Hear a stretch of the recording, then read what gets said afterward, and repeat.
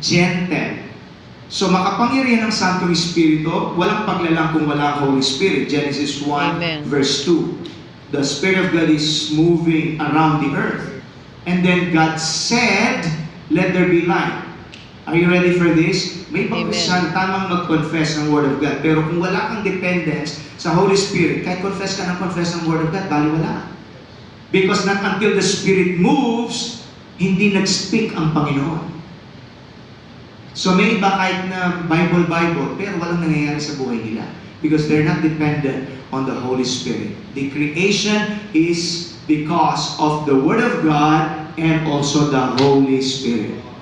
The Holy Spirit is the hand of God. Ito ang nagpart ng Red Sea.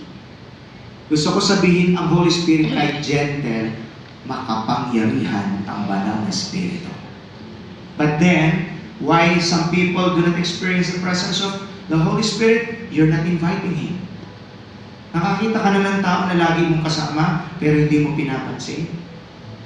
Yun ang ginagawa ng ibang Kristyano sa Holy Spirit. He's there. He's alongside. But you're not asking His help because you think you're too good for yourself.